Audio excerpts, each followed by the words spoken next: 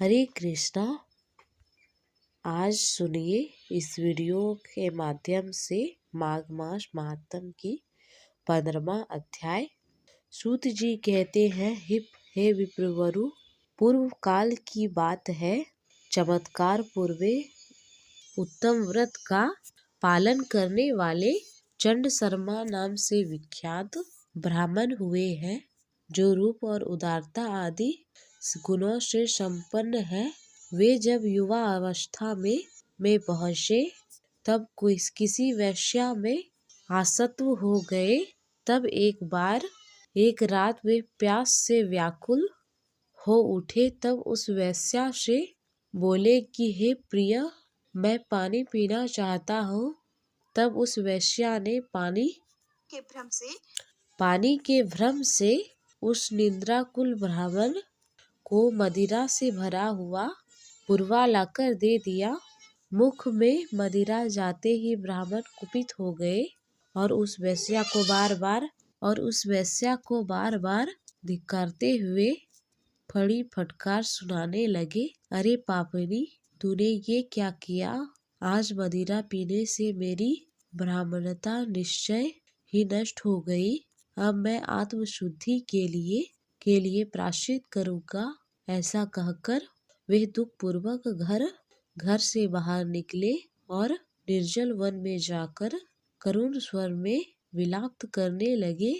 फिर प्रातःकाल होने पर उन्होंने अपने शरीर के सारे बाल बनवाकर वस्त्र सहित स्नान किया। फिर वह श्रेष्ठ ब्राह्मणों की सभा में गए और उन्हें प्रणाम करके बोले, हे ब्राह्मणों, मैंने जल के भ्रम से मदिरा पी लिया, मुझे अब दंड दीजिए।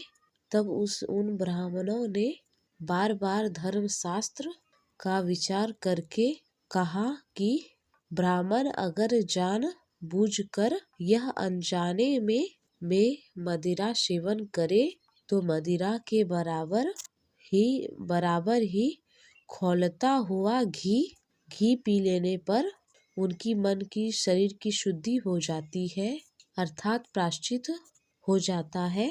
इसलिए अगर तुम आत्मशुद्धि चाहते हो तो यही प्रायश्चित करो। तब बहुत अच्छा ब्राह्मण ने कहा, मैं ऐसा ही करूँगा। ऐसी प्रतिज्ञा करके उस ब्राह्मण ने तत्काल घी लेकर पीने के लिए आग पर तपाने लगा। इतने में ही ब्राह्मण के माता पिता वहीं आ गए, पहुँचे और बोले, ये क्या बेटा, ये तुम क्या कर रहे हो? तब पुत्र ने अपने आँखों से आंसू बहाते हुए रात की सारी घटना कह सुनाई। यह सब सुनकर ब्राह्मण दंपत्ति ने उन सभी श्रेष्ठ ब्राह्मणों से प्रार्थना की कि मेरी इस पुत्र को धर्मशास्त्र का विचार करके कोई दूसरा प्रायश्चित बताइए। तब उन ब्राह्मणों ने फिर से आदर पूर्वक धर्मशास्त्र का विचार किया और फिर इस प्रकार कहा कि हे ब्राह्मण, धर्मशास्त्र में तो कोई दूसरा उपाय नहीं है। तुम्हें जो उचित लगता हो वही करो।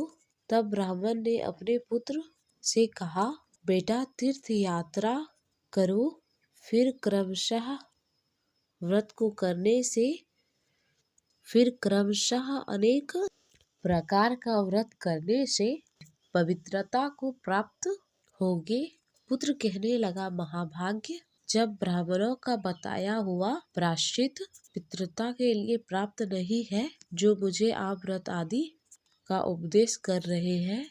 पुत्र का ये निश्चय जानकर पुत्र वत्सला पिता और उनकी सती पत्नी ने भी मृत्यु का निश्चय करके प्रसन्नता पूर्वक अपना सब कुछ ब्राह्मणों को दान कर दिया। फिर माता ने कहा कि बेटा, जब हम दोनों अग्नि में प्रवेश कर जाएं, उसके बाद तुम मौंजी होम अर्थात मरने के बाद का प्रायश्चित करना।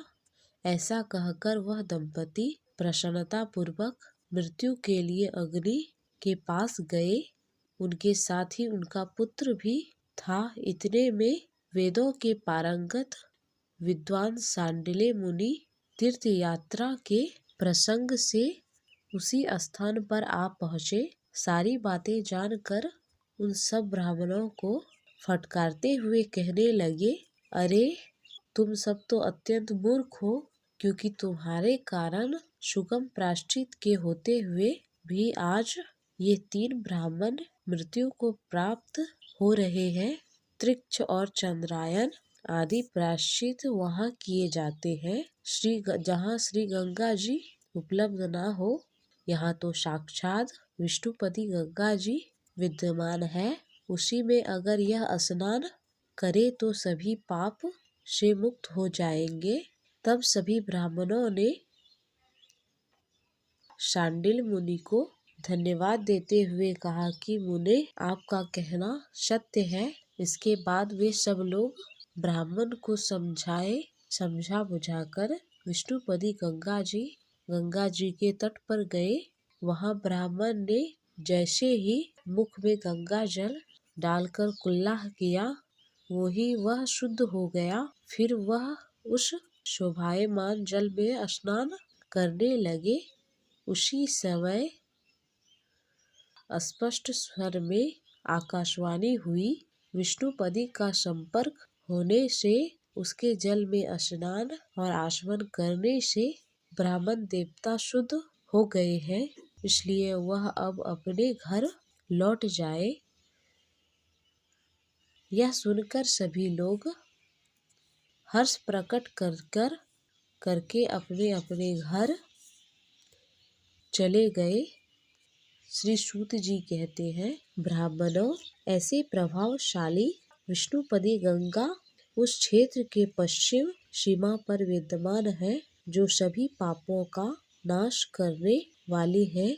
श्री सूत जी आगे कहते हैं, हे महेश्वरियों, माघ मास महात्म का 15वां अध्याय समाप्त हुआ। हरे कृष्णा।